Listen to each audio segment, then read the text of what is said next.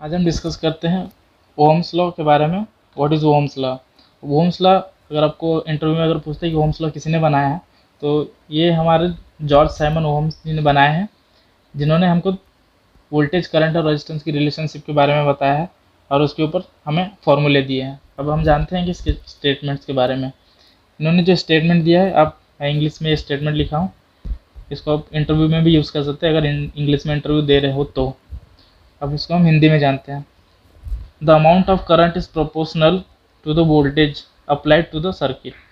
Current जो होता है वो डायरेक्टली प्रोपोर्शनल होता है वोल्टेज के, and inversely proportional to the resistance. ठीक है, और इनवर्सली प्रोपोर्शनल होता है रेजिस्टेंस के। अब हम जानते हैं इनके फॉर्मूले के बाद ट्रायंगल पैटर्न से जानते हैं, जो हमको याद रखने में आसानी होगी। दोस्तों में ऐसा एक ट्रायंगल बना लेते हैं, जिससे हमें वोल्टेज, करंट और रेजिस्टेंस के फॉर्मूले को याद रखने में आसानी होगी। ये जो लाइन है इसको हम डिवाइड मान के चलते हैं, भागाकार जिसे बोलते हैं, और ये जो हम ये लाइन दे रहे हैं इसको हम इनटू मान के चलते हैं। तो यहाँ पे आपका वोल्टेज, करंट और रेजिस्टेंस। ठीक है, अब ये जो लाइन है हम ये डिवाइड करेंगे और इसको इनटू से डिनोट करेंगे। ठीक है, अब पहला जो फॉर्मूला इनका आता है वो आता है V equals to I into R।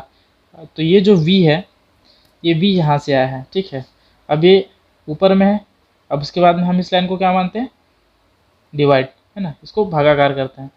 तो ये इसके इक्वल्स टू में जाएगा और ये जो है इनके इनटू में आएगा। तो ये I और ये R। ठीक है, ये आपको पहला फॉर्मूला हो गया। और दूसरा आएगा ये, अगर हम I को वैल्यू निकालना चाहते हैं तो I की वैल्यू कैसे निकालेंगे? V डिवाइड बाय, इसके नीचे है इसलिए इसके डिवाइड में जाएगा R। ठीक, अब हम अगर R की वैल्यू निकालने जाते हैं तो R इक्वल्स टू V, और ये इसके नीचे है इसलिए इसके नीचे लिख दिए। तो ऐसे ही अपने 3 फार्मूले इस ट्रायंगल से निकलते हैं। इसमें एक फेजर रिक्वायरमेंट होती है। अगर आपके पास 2 वैल्यू है, मान के चलो ये वोल्टेज है, करंट है, रेजिस्टेंस है, इनमें से अगर हमारे पास जब तक ये किसी दो की वैल्यू नहीं रहती हमारे पास, तब तक हम किसी थर्ड की वैल्यू नहीं निकाल सकते।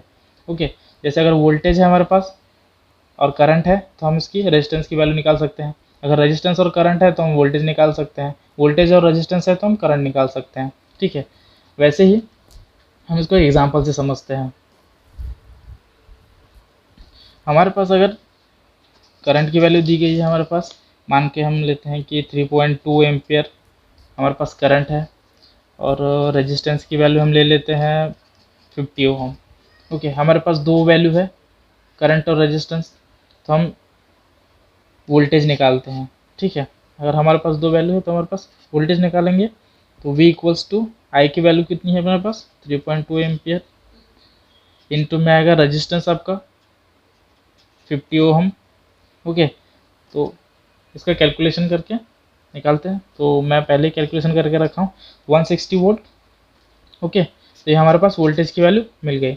अब हम देखते हैं, अगर हमारे पास ये हमको वोल्टेज की वैल्यू मिल गई, अब हम क्या करते हैं, ऐसे ही इसको करंट निकालते हैं। ठीक है, अब हमारे पास वोल्टेज की वैल्यू क्या है?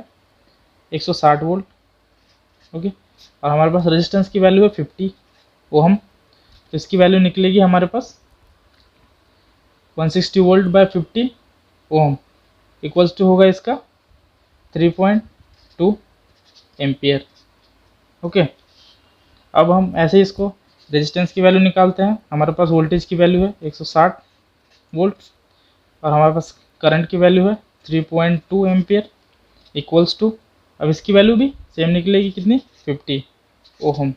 ओके, ऐसे ही सब फार्मूले में 1 बाय 1 अगर हमारे पास 2 वैल्यू रखी है तो हम किसी थर्ड की वैल्यू निकाल सकते हैं।